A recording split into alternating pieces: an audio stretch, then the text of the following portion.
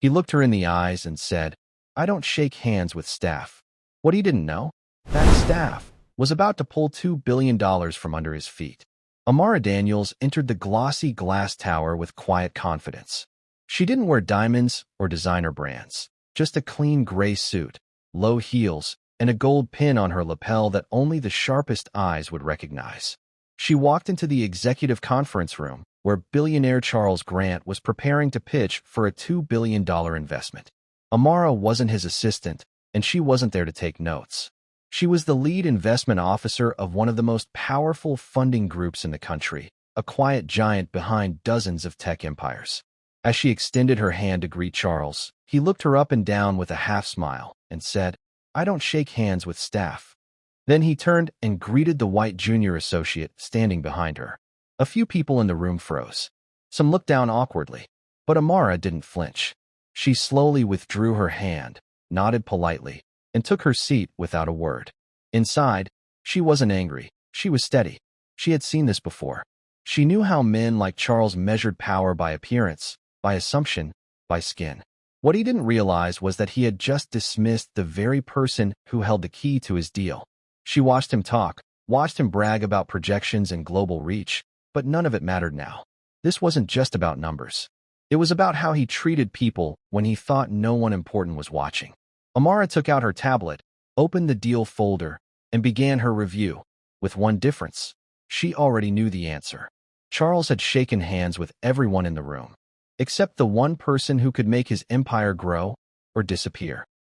Amara sat through the presentation with a composed expression, her face unreadable.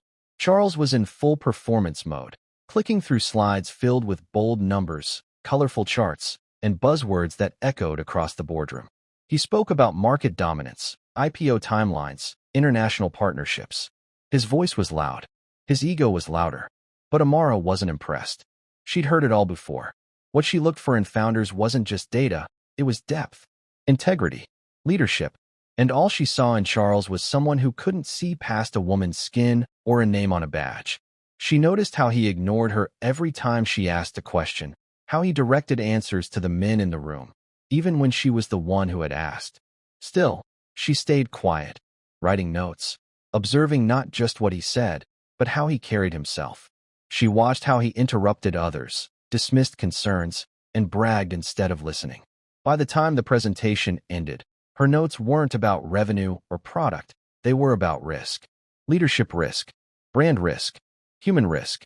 When the room finally fell silent, Charles leaned back in his chair, smiling proudly, as if the deal was already done. But Amara simply closed her tablet and stood up. "Thank you for your time," she said calmly. Charles barely nodded, already turning to shake hands with someone else. And just like that, the meeting was over. No one in that room realized what had just happened. But Amara had made her decision, not out of emotion, but out of experience. She didn't need to raise her voice or prove her worth. She had seen enough. And in her world, quiet decisions often carried the loudest consequences. Back at her office, Amara walked into the boardroom where a few senior partners from the fund were waiting. She didn't bring slides or a presentation. She didn't need to. These people trusted her judgment. They always had. She sat down, folded her hands, and spoke clearly. "I've reviewed the pitch. The numbers are solid, but I'm recommending we walk away. It's not the business. It's the leadership." The room went quiet. No one questioned her. They knew Amara didn't make decisions lightly. She explained what she saw, not just arrogance, but a culture built on ego. A man who couldn't respect people unless they looked like him. A tone-deaf leadership style that would be a liability down the line. "If he couldn't recognize who I was in that room, what else is he blind to?" she asked. One by one, the partners nodded. The vote was unanimous. They would pull the deal. $2 billion, gone in a single meeting. Not out of revenge, but out of principle. The official notice went out that same afternoon. Funding declined. Opportunity closed. No further details. No need for drama. Charles didn't even know yet.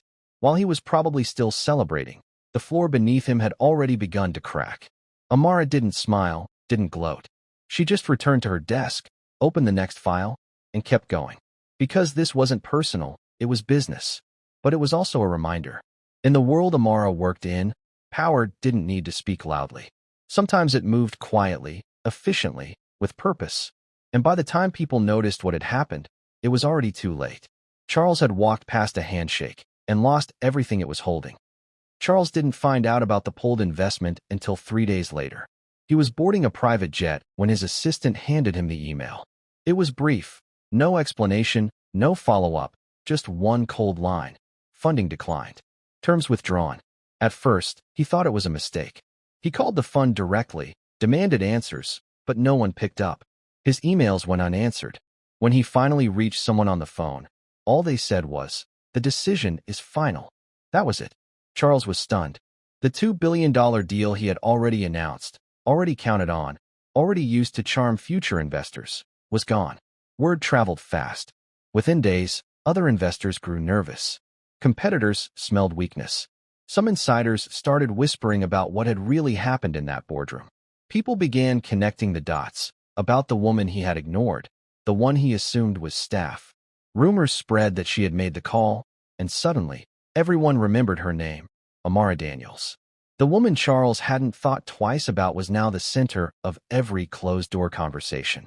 It wasn't just a PR disaster, it was a reputation shift. Big money players started pulling back from Charles's future ventures. Journalists started asking quiet questions. Former allies distanced themselves.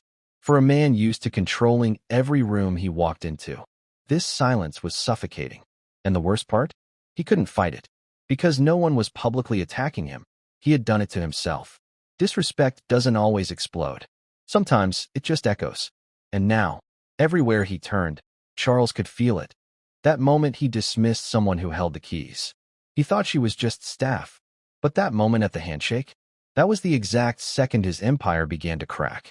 Weeks later, Amara Daniels stepped onto the main stage at a global tech leadership summit. Cameras flashed, industry giants sat in the front row, and thousands of eyes turned to her. She wore the same calm expression she had during that infamous meeting. No bitterness, no ego, just presence. She spoke about leadership, investment ethics, and the power of values over valuation. No names were mentioned, but everyone in the room knew what had happened. In this industry, she said, people love to talk about disruption. But real disruption begins with how we treat each other, especially when we think no one is watching. The room was still.